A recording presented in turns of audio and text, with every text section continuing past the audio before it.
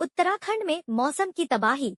उत्तराखंड के मुख्यमंत्री पुष्कर सिंह धामी ने शुक्रवार को आईटी पार्क स्थित उत्तराखंड राज्य आपदा परिचालन केंद्र का दौरा किया और राज्य के विभिन्न हिस्सों में हो रही भारी बारिश की स्थिति की गहन समीक्षा की।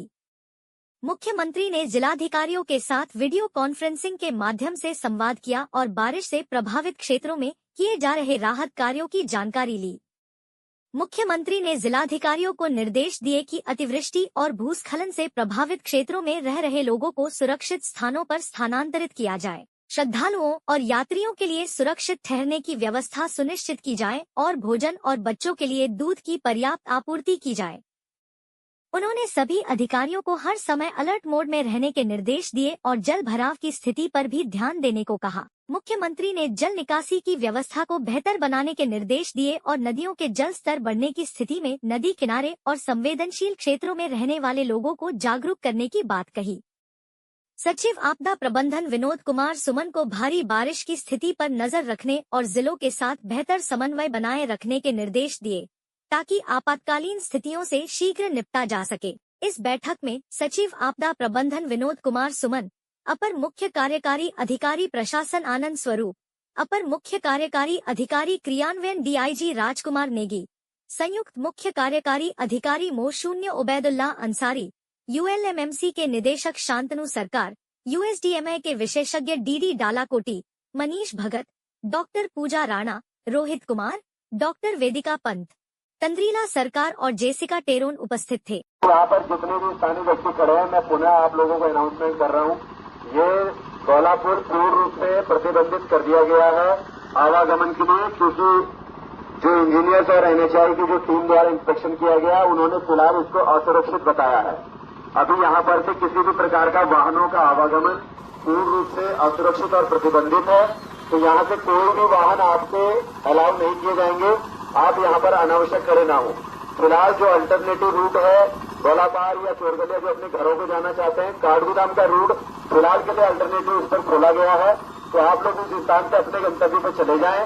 यहाँ से आपको अलाउ नहीं किया जाएगा, इसलिए यहाँ पर आप अनावश्यक भीड़ ना करें और ना ही अपने वाहनों का इंतजार करें, क्योंकि यहाँ से कोई भी व्हीकल अलाउ नहीं किया जाएगा। इससे फिर संभावना यह है कि अगर काठगोदाम का भी पुल अगर खतरे की वजह से बंद किया जाता है तो फिर आपके लिए अपने घर पहुंचना मुश्किल होगा। इसलिए फिलहाल जब खोला गया आपके लिए, आप तत्काल उस स्थानों पर अपने वाहन से जा सकते हैं। वहां पर भी आप 1 बाय 1 होकर के गुजरेंगे और यहाँ से आपके वाहनों का आवागमन नहीं होगा। केवल पैदल यात्रियों को परमिशन दी जा रही है, वो भी तब तक जब तक कि हमें थोड़ा सा यहाँ पर आधा 1 घंटे के लिए।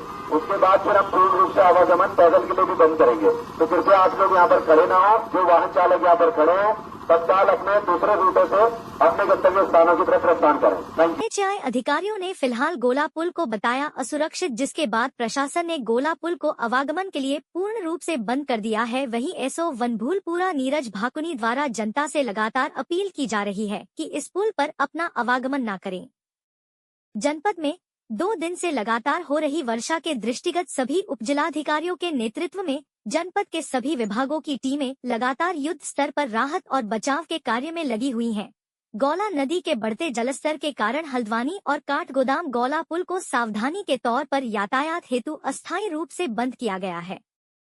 शुक्रवार को देर रात डीएम वंदना सिंह ने काठगोदाम और हल्द्वानी गौला पुल का निरीक्षण किया। एनएचआई और रेलवे द्वारा गौला नदी के किनारे कराए गए सुरक्षा कार्यों की हो रही क्षति को देखते हुए डीएम ने गौला में पानी का जल स्तर कम होते ही आवश्यक स्थानों पर चैनलाइजेशन के कार्य करने के निर्देश पीडीएनएचआई को दिए। उन्होंने कहा कि गौला पुल चोरगलिया सितारगंज टंकपुर नानक मत्ता का लिंक है, इसे सुरक्षित बनाए रखना विभाग की जिम्मेदारी है। 11 सितंबर से लगातार हो रही मूसलाधार बारिश से गौला नदी का जल स्तर खतरे के निशान से ऊपर बढ़ गया है। पानी के बढ़ने से पुल को भी खतरा है। इसके लिए एसडीएम हल्द्वानी परितोष वर्मा को वन विभाग से समन्वय करने के निर्देश दिए। जिलाधिकारी ने सभी अधिकारियों को अलर्ट रहने और आपदा राहत कार्य में रिस्पांस टाइम को कम से कम रखने के निर्देश दिए। निरीक्षण के दौरान सिटी मजिस्ट्रेट एपी वाजपेयी, तहसीलदार सचिन कुमार सहित अन्य अधिकारी मौजूद थे। आप देख रहे हैं जय भारत न्यूज से रिपोर्टर फैसल हसीन की रिपोर्ट।